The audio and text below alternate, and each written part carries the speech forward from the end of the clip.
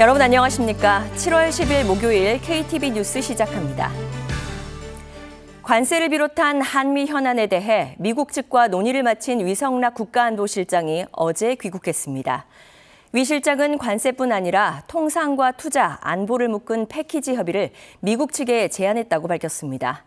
또 조속한 한미 정상회담을 개최하자는데 양측이 공감대를 이뤘다고 설명했습니다. 최영은 기자입니다. 관세 유예 시한을 앞두고 미국을 찾았던 위성락 국가안보실장이 귀국 직후 방미 결과를 소개했습니다. 먼저 카운터파트인 마코 루비오 국무장관을 만나 방미 기간 이뤄진 트럼프 대통령의 서한 발송에 대해 논의했다고 밝혔습니다.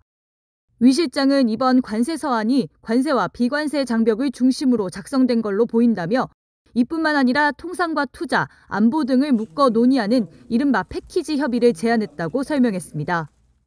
우리가 그동안 제기한 사안들은 통상이나 투자, 구매, 또 안보 관련 전반에 걸쳐 망라가 돼 있기 때문에 이러한 패키지를 종합적으로 감안해서 앞으로 협의를 진전시키자고 했습니다. 루비오 장관은 서한에 대해 무역 합의가 이루어지지 않은 나라에게 일률적으로 발송된 거라고 설명했고 다음 달 1일 전까지 합의를 이루기 위해 양국이 긴밀하게 소통하자는 뜻을 밝혔다고 위 실장은 전했습니다. 소통을 통한 관세율 협상의 목표를 묻는 기자의 질문에 위 실장은 궁극적으로 없애는 게 목표고 타협한다면 최소화해야 할 거라고 밝혔습니다. 조속한 한미 정상회담 개최에도 양측이 공감대를 이뤘다고 전했습니다. 위 실장은 다만 양측이 논의한 정상회담 일정에 대해선 구체적으로 밝히지 않았습니다. 상호 호혜적인 합의를 만들어 나가는 과정을 촉진해보자라고 했습니다. 이에 대해서도 루비오 보좌관이 공감을 표했습니다. 한편 위 실장은 방위비 문제도 의제 가운데 하나였다며 국방비 전체에 대해선 국제적인 흐름에 따라 늘려가는 쪽으로 협의를 진행하고 있다고 말했습니다. KTV 최영은입니다.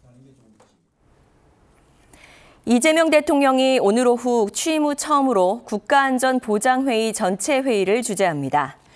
대통령실은 이 대통령이 이번 NSC 전체 회의에서 하반기 안보 분야 관련 업무 보고를 받을 예정이라고 밝혔습니다. 이 대통령은 이와 별도로 수석 보좌관 회의도 열어 참모진과 함께 국정 현안을 논의할 예정입니다. 김민석 국무총리는 생활 물가와 관련해 모든 수단을 총동원하겠다고 밝혔습니다. 김 총리는 새 정부 첫 국정현안 관계장관 회의를 주재한 자리에서 폭염과 관련한 농산물 부분에 대해서는 사전 수매 계약 등을 통해 안정적인 공급을 확보하고 국제 석유 시장도 지속 모니터링하겠다고 말했습니다. 아울러 전력 수급과 관련해 앞으로 2달간 대책 기간으로 정해 예비 자원 확보와 종합 상황실 운영, 취약계층 지원 등을 추진하겠다고 강조했습니다. 서부권 광역급행철도와 부산, 양산, 울산 광역철도를 비롯해 구리 성남 지하고속도로 건설 사업이 예비 타당성 조사를 통과했습니다. 서부권 광역급행철도는 김포에서 서울 청량리를 잇고 부산, 양산, 울산 광역철도는 KTX 울산역부터 부산 노포역까지 연결하는 사업입니다. 구리 성남 지하고속도로는 상습 정체 구간인 수도권 제1순환선의 구리 퇴계원에서 성남 판교까지 소형차 전용 지하고속도로를 신설하는 사업입니다. 국토부는 이번 예비 타당성 조사 통과로 수도권 교통 여건 개선과 지역 균형 발전을 위한 핵심 사업이 추진되는 만큼 후속 절차를 신속히 추진할 것이라고 밝혔습니다. 위험한 군 작전 임무부터 야간 수색 작업까지 무인 이동체는 우리의 일상을 더 안전하고 편리하게 바꾸고 있습니다. 무인 이동체 최신 기술을 총망라한 국내 최대 규모의 전시회가 열렸는데요. 김유리 기자가 취재했습니다. 빠른 속도로 달리는가 하면 외부 충격에도 금세 제자리를 찾습니다. 국내 최초의 지상작전용 다족 보행 로봇입니다. 현재 군에서 운영 중으로 위험작전 시 장병들을 대신해 임무를 수행합니다. 위험 지역을 먼저 선도 진입함으로써 위험물을 제거하고 적을 선별할 수 있는 그런 로봇이 되겠습니다. 로봇 파일 같은 걸 장착하게 되면 위험 지역의 지뢰라든지 이런 폭발물들을 이제 로봇 파일을 이용해서 제거라든지 위험 지역 표시를 할 수 있습니다. 세계 최대 크기의 화물 전용 로봇 헬기도 등장했습니다.